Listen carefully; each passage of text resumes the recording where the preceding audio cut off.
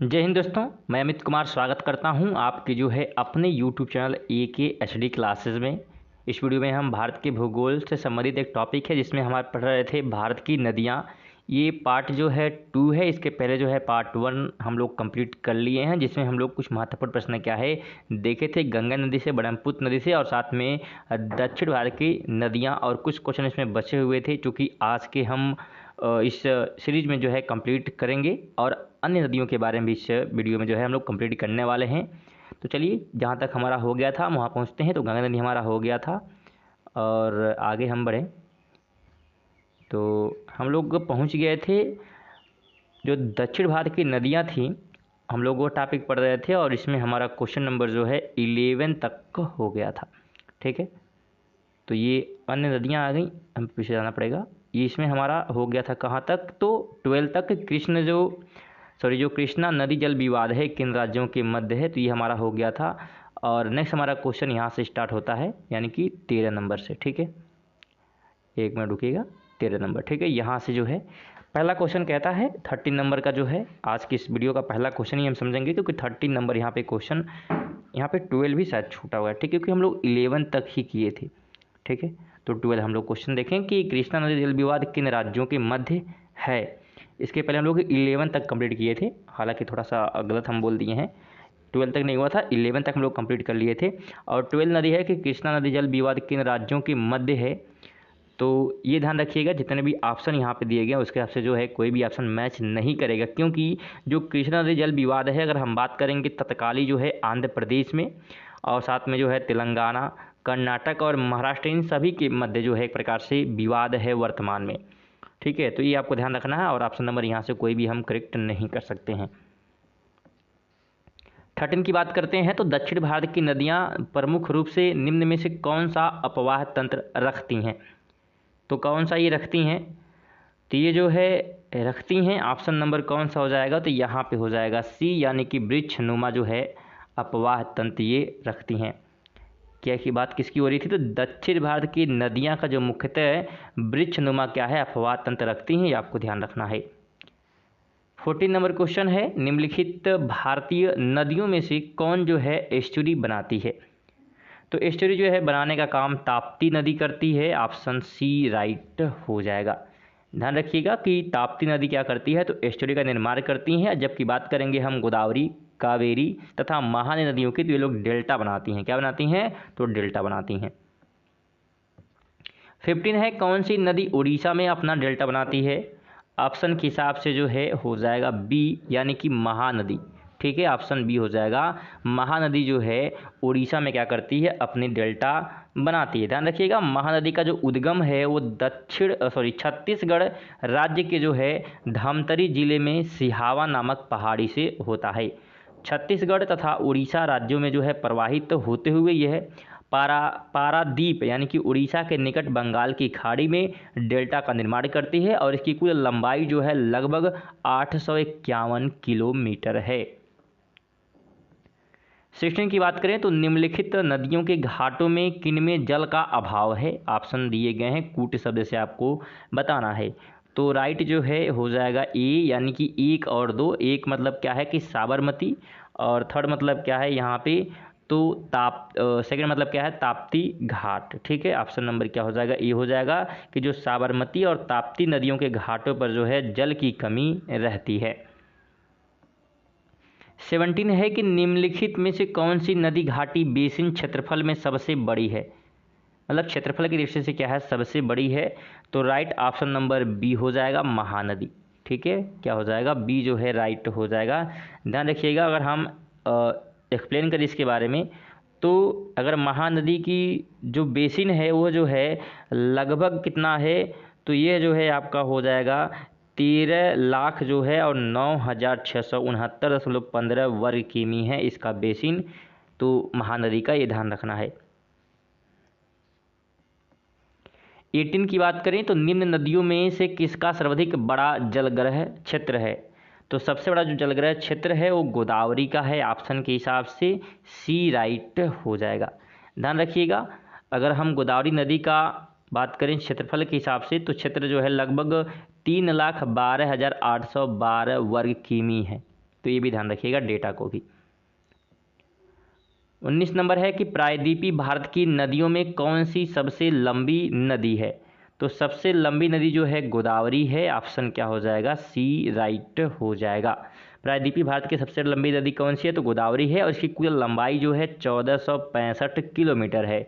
यह जो है त्र्यंबकेश्वर यानी कि महाराष्ट्र के निकट से निकलकर दक्षिण पूर्व की ओर प्रवाहित होते हुए बंगाल की खाड़ी में गिरती है। जबकि नर्मदा और अगर हम बात करें नर्मदा नदी की लंबाई तो 1300 जो है 12 किलोमीटर है। और महानदी की लंबाई कितनी है? तो 851 तथा कृष्णा नदी की लंबाई कितनी है? तो 1400 किमी है। तो सभी का ध्यान रखना है। अब इसके बाद से जो है हमारे अन्य जो है नदियाँ स्टार्ट होती हैं और इसमें जो है हमारा पहला क्वेश्चन कहता है कि भारत की निम्नलिखित नदियों में से कौन हिमालय की सभी क्षेत्रीय श्रेणियों को काटती है? तो ये जो है सतलज काटती है। ऑप्शन बी राइट हो जाएगा। कौन काटती है? तो सतलज नदी जो है हिमालय की सीढ़ियों को काटकर गहरे जो है गॉर्ज का निर्माण करती है और यह नदी हिमालय पार यानी कि ट्रांस हिमालय नदी का एक प्रकार से भाग है। 2 नंबर क्वेश्चन है कि दूध गंगा नदी निम्न में से किस में अवस्थित है?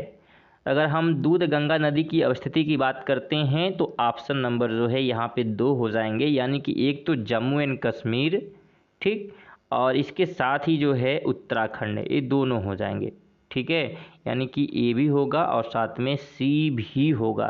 समझते हैं कैसे? तो दूध गंगा नामक नदियाँ जो है जम्मू और कश्मीर के अतिरिक्त उत्तराखंड एवं महाराष्ट्र में भी प्रवाहित होती हैं और अतः यहाँ पे इस प्रश्न का उत्तर ए और सी दोनों सही होगा, परंतु उत्तर प्रदेश लोक सेवा आयोग ने इसमें जो है विकल्प ए को राइट माना है। तो यह भी ध्यान रखिएगा क्योंकि जितने प्रश्न हम यहाँ पे कराते हैं आपको पता है कि सभी जो है पूछे गए प्रश्न होते हैं। 3 नंबर की बात करते हैं आगे नेक्स्ट क्वेश्चन की। तो 3 नंबर क्वेश्चन है निम्नलिखित में से कौन सा जो है यहाँ पे सहायक नदी है जो कि सही सुमेलित नहीं है? तो अगर सही सुमेलित नहीं की बात करेंगे तो ऑप्शन ई हो जाएगा प्राणहिता और महानदी। तो ऑप्शन ई जो है सही सुमेलित नहीं है क्योंकि जो प्राणहिता नदी है वो गोदावरी नदी की सहायक नदी है, ना कि महानदी की। बाकी जो दिए गए हैं सभी क्या हैं? ठीक हैं कि हेमावती जो है कावेरी की सहायक नदी है, मालप्रभा किसकी है? तो कृष्णा की, और जो मंजरा है वो गोदावरी की है। बिल्कुल ये सब राइट होंगे। 4 नंबर है निम्नलिखित में से कौन एक कृष्णा नदी की सहायक नदी नहीं है? तो नहीं है कि यहाँ भी बात हो रही है तो ऑप्शन नंबर क्या हो जाएगा? यहाँ पे सी हो जाएगा तेल, ठीक है। सी क्या होगा? राइट हो जाएगा। ना रखिएगा तेल नदी जो है कृष्णा नदी की सहायक नदी नहीं है। कृष्णा की प्रमुख सहायक नदियाँ जो है कोयना है, यरला है, वड़ा है, पंचगंगा है, घाट प्रभा है, भीम है, तुंगभद्रा है, तो ये सभी हैं। और तेल नदी जो है महानदी की एक प्रमुख सहायक नदी है। बात करते हैं 5 नंबर क्वेश्चन की। तो हगरी सहायक नदी है, तो हगरी किसकी है? तो यह जो है एडन नहर का है। किसका है? एक मिनट रुकिएगा। 5 नंबर क्वेश्चन क्या है कि हगरी सहायक नदी है, सॉरी ये जो है एक प्रकार से तुंगभद्रा हो जाएगा यहाँ पे, डी ऑप्शन। तुंगभद्रा की क्या है? सहायक नदी है। और ये ध्यान रखने वाली बातें इसमें क्या है? तो ये जो है कर्नाटक और आंध्र प्रदेश से प्रवाहित होकर तुंगभद्रा नदी में क्या होती है? मिल जाती है। इसका उद्गम जो है वेदवती नदी यानी कि पश्चिम घाट से जो है निकलती है, ये भी ध्यान रखना है। 6 है निम्न नहरों में से किसे जो है दामोदर नदी से निकाला गया है? तो किसे निकाला गया है? तो यह जो है निकाला गया है एडन नहर को। ऑप्शन क्या हो जाएगा? तो बी राइट हो जाएगा। बात करें 7 नंबर क्वेश्चन की। तो भारत की निम्नलिखित नदियों में से कौन सी दामोदर नदी की सहायक नदी नहीं है? तो नहीं है कि अगर हम बात करते हैं तो बी हो जाएगा इंद्रावती। इंद्रावती क्या है? तो एक प्रकार से सहायक नदी नहीं है। देखिए ध्यान रखिए कि दामोदर नदी जो है हुगली की सहायक नदी है। किसकी है? तो हुगली की सहायक नदी है। और दामोदर नदी का जो उद्भव है छोटा नागपुर पठार से होता है। यह जो है झारखंड और पश्चिम बंगाल में बहती है और इसकी सहायक नदियाँ जो है बारकी, जमुनिया तथा बराकर हैं। दामोदर नदी पर ही दामोदर घाटी निगम यानी कि DVC आधारित है। और इंद्रावती नदी गोदावरी की सहायक नदी नहीं है, जो कि उड़ीसा, महाराष्ट्र और छत्तीसगढ़ में बहते हुए गोदावरी से महाराष्ट्र के सोमनूर में मिल जाती है। तो ये भी ध्यान रखना है महत्वपूर्ण बातों को भी। 8 की बात करें तो नदियों में कौन सी जो है सर्वाधिक प्रदूषित है, तो अगर हम सबसे जो है प्रदूषित की यहाँ पे बात करते हैं तो सबसे जो है प्रदूषित हमारा हो जाएगा यहाँ पे दामोदर। क्या हो जाएगा? दामोदर, यानी कि सी ऑप्शन जो है राइट हो जाएगा। 9 है, निम्न नदियों में से कौन अपने मार्ग में परिवर्तन करने के लिए कुविख्यात है, तो सबसे अधिक विख्यात कौन है, तो कोसी है। बी ऑप्शन जो है राइट हो जाएगा। डर रखिएगा, कोसी नदी जो है अपने मार्ग परिवर्तन तथा आकस्मिक जो है बाढ़ के लिए जानी जाती है और इस कारण जो है इसे बिहार का शोक कहा जाता है। 3 नंबर है, निम्नलिखित में से किस नदी के ऊपर मार्ग में मीठा जल का परंतु जो है निचले भाग में खारे जल का प्रवाह मिलता है, तो यह जो है मिलता है किस नदी में, तो ये मिलता है जो है लूनी नदी में। बी जो है राइट हो जाएगा। देखिए राजस्थान की जो है लूनी नदी का उद्गम अजमेर के निकट अरावली श्रृंखला में स्थित नागा पहाड़ी से होता है, तो ये उसका उद्गम स्थल भी ध्यान रखिएगा। 11 है, यहाँ पे राज्य और नदियाँ दी गई हैं, ठीक है, तो मैच करने का प्रयास करते हैं। पहला हमारा दिया हुआ है कि यहाँ पे पंजाब एवं राजस्थान, ठीक है, तो यहाँ पे क्वेश्चन क्या कहता है कि 2 राज्यों में पहली बार 2 नदियों को जोड़ने की परियोजना के संबंध में समझौते की स्मृति पत्र पर हस्ताक्षर किए गए हैं। राज्यों और नदियों के नाम हैं, तो उनका नाम बताना सिर्फ, तो ये बी ऑप्शन राइट हो जाएगा, ठीक है, कि उत्तर प्रदेश में मध्य प्रदेश जो कि केन और बेतवा, ठीक है, ये नदियाँ हैं, तो ऑप्शन क्या हो जाएगा? बी राइट होगा। इसके बारे में हम समझें तो केन और बेतवा लिंक जो है परियोजना पर मध्य प्रदेश के तत्कालिक मुख्यमंत्री बाबूलाल गौर और उत्तर प्रदेश के तत्कालिक मुख्यमंत्री मुलायम सिंह यादव और केंद्र सरकार की तत्कालिक जल संसाधन मंत्री पी रंजन दास मुंशी के मध्य जो है 25 अगस्त 2005 को समझौता ज्ञापन पर हस्ताक्षर किया गया था। 12 है कि उत्तर प्रदेश एवं मध्य प्रदेश राज्यों में संयुक्त राजघाट नदी परियोजना लागू की गई है, तो कौन सी जो है लागू की गई है, तो यहाँ पे जो है बेतवा नदी पर, ठीक है, बेतवा नदी पर क्या है लागू की गई है संयुक्त राजघाट नदी जो परियोजना है, ठीक है।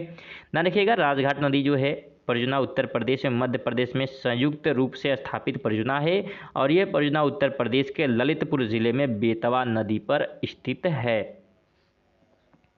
13 नंबर है, भारत की किस नदी पर विश्व का सबसे ऊंचा पुल बनाया जा रहा है, तो सबसे जो ऊंचा पुल बनाया जा रहा है ये बनाया जा रहा है चिनाब नदी पर। ऑप्शन क्या हो जाएगा? तो ए जो है राइट हो जाएगा।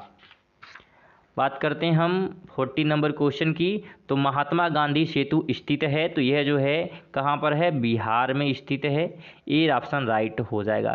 ध्यान रखिएगा महात्मा गांधी सेतु कहाँ पर है? बिहार में। पटना के जो है हाजीपुर को जोड़ने के लिए गंगा नदी पर 5.575 किलोमीटर जो है लंबा निर्मित नदी पुल बनाया गया और इसे जो है औपचारिक रूप से मार्च 1982 में खोला गया था, तो ये भी ध्यान रखिएगा डेट को भी। इसका ऑप्शन ए क्या है? राइट है। 15 नंबर है, निम्नलिखित में से किस नदी का उद्गम स्थल जो है भारत में नहीं है? ऑप्शन कैसे बताना है किसका उद्गम भारत में नहीं होता है, तो सतलज का नहीं होता है। ऑप्शन डी राइट हो जाएगा, क्योंकि सतलज का उद्गम स्थल जो है तिब्बत में कैलाश पर्वत एवं मानसरोवर झील के निकट स्थित राकस ताल झील है और यह जो है पश्चिम और दक्षिण पश्चिम में प्रवाहित होते हुए सिपकीला यानी कि हिमाचल प्रदेश से भारत में प्रवेश करती है। 16 नंबर है कि यहाँ पे सहायक नदी दी गई हैं और साथ में जो है नदियाँ हैं, तो यहाँ पे मैच करने का प्रयास करें तो गंगा की अगर हम सहायक नदी की बात करते हैं तो गंगा की सहायक नदी क्या हो जाएगी? तो सोन हो जाएगी।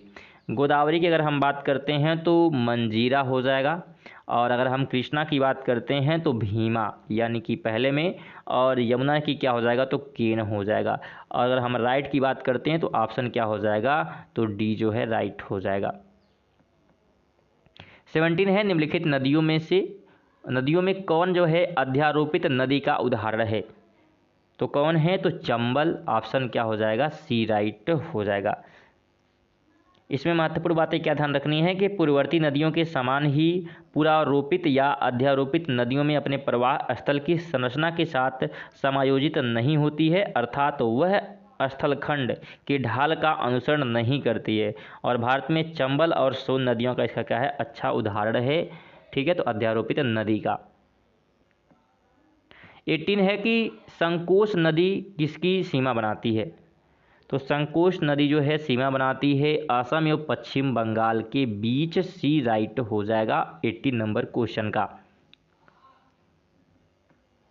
19 है कि किशनगंगा एक सहायक नदी है। तो किशनगंगा जो है झेलम की, सॉरी ऑप्शन नंबर क्या होगा, ठीक है, झेलम की क्या होगी, सहायक नदी। हाँ ठीक है, सी जो है राइट हो जाएगा 19 नंबर क्वेश्चन का। कि जो यहाँ पे बात करें हम, तो यहाँ पे किशनगंगा क्या है, झेलम की प्रमुख सहायक नदी है, बिल्कुल क्या है, ये राइट हो जाएगा। 20 नंबर है मुंबई की मीठी नदी निम्नलिखित में से किस झील से निकलती है। तो ये जो है निकलती है विहार झील से। ऑप्शन बी राइट हो जाएगा। हालांकि ऑप्शन जो है ऊपर नीचे थोड़ा सा हो गया, इसके पहले के क्वेश्चन में भी थोड़ा सा दिक्कत हुई है ऑप्शन बताने में, तो ऊपर नीचे ऑप्शन हो गया। आप लोग ध्यान रखिएगा कि बिहार जो है विहार झील होगा, और 20 नंबर क्वेश्चन का बी ऑप्शन राइट होगा। और मीठा नदी जो है मुंबई स्थित बिहार झील के अधिप्रवाह से उद्गमित होती है। 21 की बात करें तो निम्नलिखित नदियों में से कौन सा अपने अंश घाटी प्रवाह के लिए प्रसिद्ध है। तो ये जो है प्रवाह करती है कौन सी, तो दामोदर। ऑप्शन बी राइट हो जाएगा। कि जो प्रश्न अगर हम बात करते हैं तो दामोदर नदी जो है अपने भ्रश घाटी प्रवाह के लिए प्रसिद्ध है, ऐसे हम फॉल्ट वैली ड्रेनेज के रूप में जानते हैं। तो ये हमारे थे जो है भारत के मुख्य नदियों से संबंधित महत्वपूर्ण प्रश्न। हालांकि ये दूसरा पार्ट है, इसके पहले एक पार्ट अपलोड कर दिया, अगर आप लोग नहीं देखे हैं तो डिस्क्रिप्शन में लिंक है, आप उस पर जो विजिट करके फर्स्ट पार्ट को देख सकते हैं, फिर इसको देखेंगे तो ज़्यादातर क्या आपको समझ में आएगा।